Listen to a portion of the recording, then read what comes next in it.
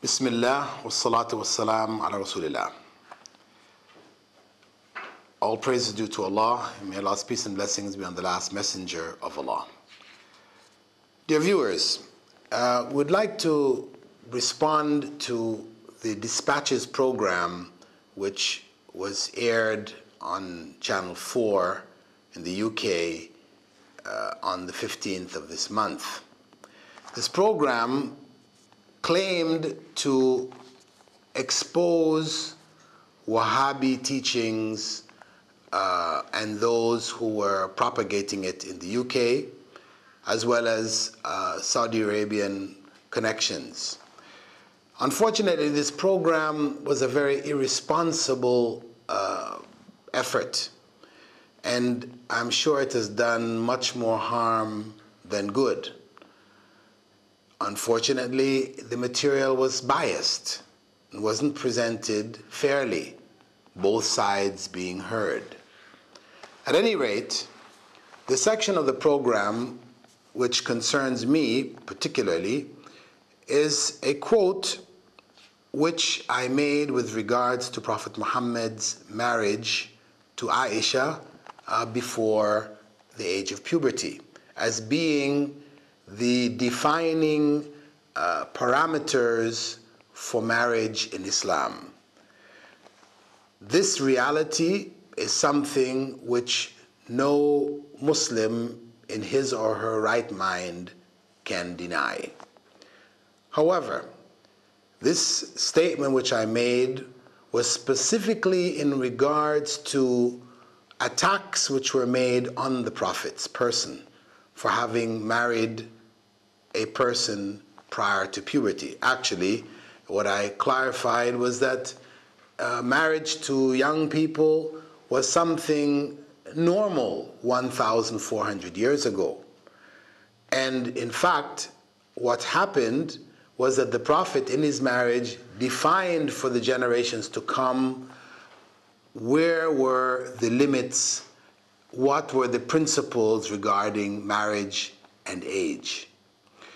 His marriage defined the distinction between the child and the adult as puberty, because though he married Aisha before she reached puberty, she did not come to live with him until after puberty. This was at the age of 9. Puberty at the age of 9 was not uncommon. It was quite common in Arabia.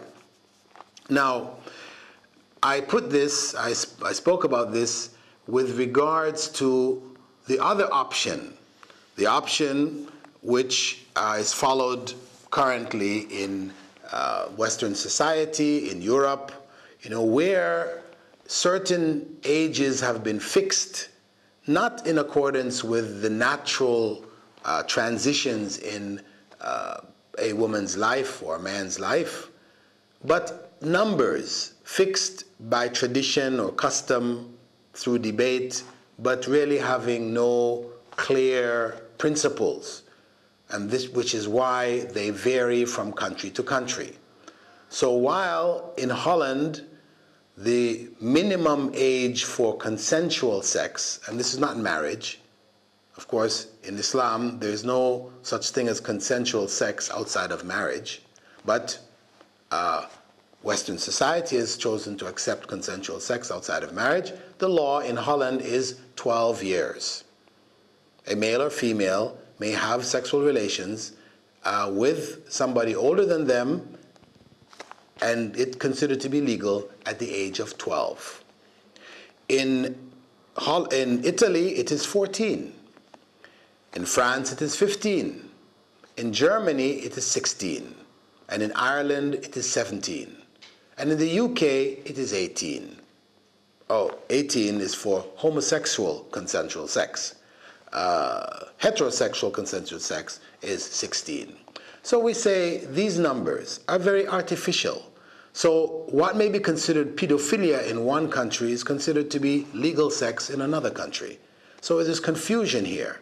What I pointed out was that Islam clearly defines for us the parameters. Puberty is the transitional point.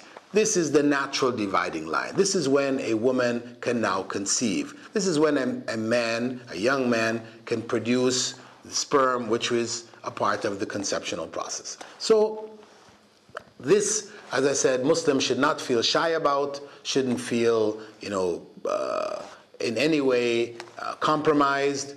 This is the natural parameter set by Islamic law, and it will stand for all times. However, I did point out, and I have always pointed out, that Muslims living in non-Muslim countries are obliged to follow the laws of those countries.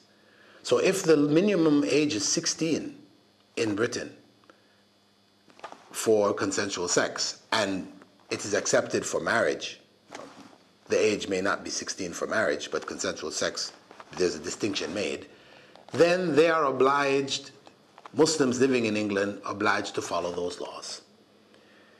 If they don't agree with them, if they want to change them, then it should be done through due legal process.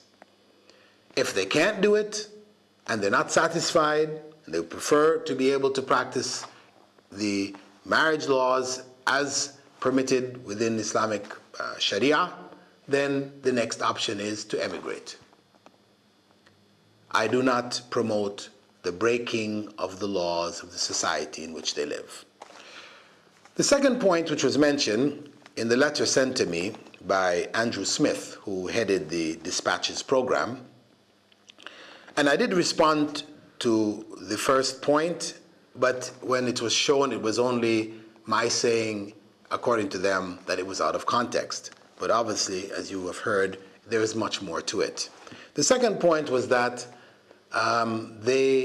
because the research is on Wahhabism as being taught, according to them, from the universities of Saudi Arabia, they asked me to confirm that, in fact, I was trained in the Islamic University in Medina, trained in my Islam there. And I pointed out to them in my response, my written response to them, that yes, I studied Islam, and if you want to call it trained, yes, I was trained in Islam in Saudi Arabia in the Medina University, but I was also trained in Islam for my PhD at Wales University in the UK. So if you're going to mention one, mention the other. If you're going to imply that that training implies that I've now got a mindset, then also put that same principle, apply the same principle for my studies in the UK, where my mindset would also be formed. These are the main 2 points that concerned me in particular.